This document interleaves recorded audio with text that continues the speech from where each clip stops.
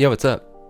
Aben here, and I am back from my little 2-week hiatus. I'm sorry guys, I had to post a couple shorts just because I've been a little sick, actually a lot of sick. I had like COVID, the flu, I had like everything, and I really couldn't do this, so I just had to make a couple short videos with my rankings in them, just so I hit every week. And I'm still not feeling the best today, but I'm gonna do my best, and this video is gonna be a little bit shorter, and I'm just gonna hit the key points in my top 25 and talk about the important games. So without further ado, let's get into it. Alright, so getting started, I'm gonna show you guys my rankings last week, just so you guys know where I had these teams before and after the new rankings, especially since I've been gone. I feel like I need to do this. So I'm gonna throw it up for about 10-15 seconds. You guys can look at it, and I'm gonna throw the other one up on the screen. And then here's my top 25 for the week. After all the games have been played and all the wildness and craziness went through, we're going to talk about a few games, especially the back end and the front end a little bit. There was a lot of shaking up, and I'm going to explain myself. First off, I want to explain something. I have Ohio State 1, and I want to get to them in Penn State. That was an amazing game. Penn State played pretty hard. Their defense played very well. They studied the tape on Ohio State, especially with those screens. They had all those drawn out. Ohio State was missing tackles.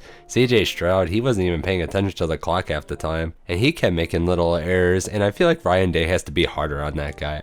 I feel like he's like the superstar when you walk into the locker room, and I don't think he gets the discipline that he needs. So I really think Ryan Day needs to just put it in his face and be like, look, you got to watch the clock and manage the time better, because he was running off plays when there were still like 15 seconds still left on the game clock when they needed to run the timeout at the end of the game to win. Couple that with a lot of bad play calls, missed calls, and all that stuff. They were really trying to keep Penn State in the lead, or excuse me, in the game. But Ohio State, and with the turnovers, JTT, aka JT Tuimoloau, had the game of his life, and he deserves everything. They better have like a Lamborghini wait for him when he gets back. But nonetheless, Ohio State won this game 44-24. It wasn't as big of a win as it seems, and the real score is actually 44-31, but you know, garbage time touchdown at the end, I really don't count those. Just like earlier I said, when Iowa scored that garbage time touchdown against Michigan, they won 27-7, not 27-14. And last thing about Ohio State,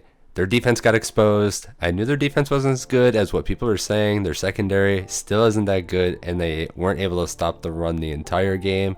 They still let Penn State run a little bit. Even though they didn't get 100 yards, they were still getting chunks every time they did it. So they still need to improve in that area. But moving on, I made Tennessee the second team. I put them ahead of Georgia. They destroyed Kentucky and absolutely just put it on them. Hendon Hooker looked great. Their defense played well. Kentucky just couldn't do anything. They don't really have an offense, but they still really got manhandled on offense, defense, you name it. Tennessee, after beating Alabama and then crushing Kentucky, they just look like the second best team.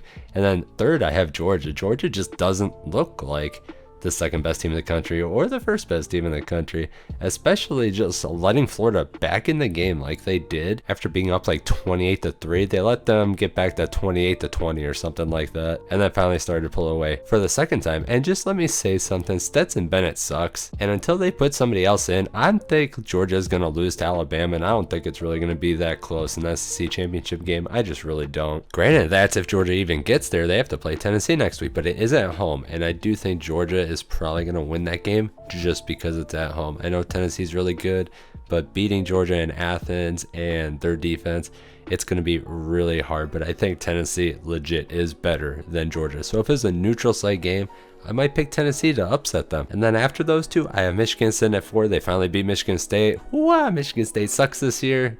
Good job, Michigan, I guess. After that, we have Clemson. They were on a bye week. After that, we have TCU sitting at 6. They won their game 41-31 over West Virginia. Alabama had a bye week. Oregon won their game. They looked dominant. They were a solid team. They're probably the most surprising team to me, because I really didn't think that they were that good after they got destroyed by Georgia. I didn't think Bo Nix was going to have this good of a year, to be honest, but good on them. And after that, we have USC. USC squeaked one out over Arizona. I still don't know how I feel about USC. They're a very good team, but they're just very iffy. They're kind of like a watered down Oklahoma when Lincoln Riley was there. And the competition they've been playing is actually pretty bad as well. The only good team they've really played, they lost to. Then to round out my top 10, I have UCLA. UCLA, they actually beat Stanford. Stanford, as we all know, they're not that good. They did beat Notre Dame, but still, they're not that good this year. So I moved UCLA up into the top 10. I think they're better than Ole Miss, which I have sitting behind them. They just beat Texas A&M 31-28.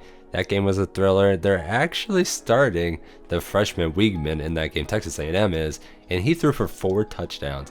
Now, that is the quarterback that they actually need. Now they need to build on that and get better as a team. And then after Ole Miss, I have Kansas State, and Kansas State just laid it on Oklahoma State. They beat them 48-0. What is going on, Mike Gundy? What is going on, Sanders? What is going on? That entire Cowboy team, what is happening? How did you guys get goose-egged by Kansas State? I'll tell you why they got goose-egged. Because of Kansas State's defense. It played out of its mind, forced 3 turnovers, 2 interceptions, 1 fumble, and held the Cowboys to 217 yards. That was one of the best defensive games I've ever seen played this year against a really good offense. And Kansas State has a backup quarterback that threw 4 touchdowns against them. I'm completely shocked. I did not see this coming. I picked Oklahoma State to win this game, and they couldn't even put up a point. It's kind of ridiculous, but congratulations to Kansas State. I put them all the way back up at 12. They are the top 2-loss team after that. And sitting after them, I have Utah. Utah didn't play Saturday, but they did play Thursday, and they won that game against Washington State, 21-17. Cam Rising actually went down, so they had to throw the backup guy in. I think his name was Bryson Barnes or something, but they did win, so I kept them at the 13th spot. And then we have Illinois at the 14th spot. They won their game 26-9 against Nebraska. Their defense is ridiculous. I really think Illinois is about to beat Michigan right before they play Ohio State. I really do. And I think that that would be really awesome for that program. I just hope that they can actually get it done and do something on offense. Then after them at 15, I have North Carolina. Drake May is ridiculous. That's all I got to say. And sitting after them at 16, I have Penn State. Penn State lost to Ohio State. It was actually closer than I thought it was. They played a really good game, especially at home. Sean Clifford played like ass for the most part, but I did drop them 4 spots because of that. And sitting behind them, I got LSU. They had an off week, and now they get to play Alabama next week. So we're going to see what Jalen Daniels and that team is made of. And then after that, we have Oklahoma State and Wake Forest, the 2 teams that lost big. And we're going to talk about Wake Forest because they lost to Louisville 48-21, and their offense did nothing. Kate Cunningham did whatever they wanted and just embarrassed the Demon Deacons. So that's why they're sitting where they are, 18-19. Because after them, we have Tulane. Tulane sitting at 20. They didn't play. And then we have Liberty right behind them. They didn't play. Maryland didn't play. Oregon State didn't play. But I moved them all into the top 25 just because I wanted to get rid of Cincinnati. They lost to UCF. We're going to get to that game soon. And they haven't looked that dominant either. Kentucky, I also moved out because they got absolutely boat raced by Tennessee. And that's their 3rd loss. And then I kicked NC State out. Just because without Leary, I don't think that they're any good. So that's why I left Syracuse at the last spot. Syracuse lost to Notre Dame, by the way. We're going to talk about that too. 41-24. And they just looked really outmatched. Notre Dame hasn't looked good this year at all, but Syracuse was really outmatched in this game. They had to bench the starter for the backup, and it still really didn't even make a difference. But anyway, the reason I put Maryland and Oregon State in the top 25 is because I do think that they're quality teams, especially on offense, and Oregon State even plays a decent amount of defense, and they're 6-2 each, so I figured why not give them a shot.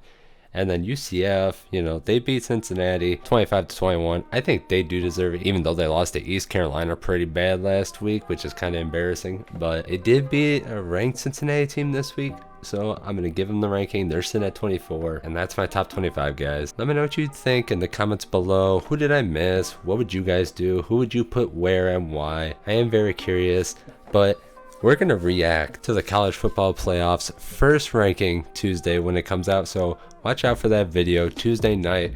I'm having a little reaction and talk to you guys and just see what the college football committee is going to do and what the criteria is going to be, what do they favor over what, and all that type of stuff. But without further ado, guys, that's going to be the end of the video. I'll see you guys in the next one. Peace.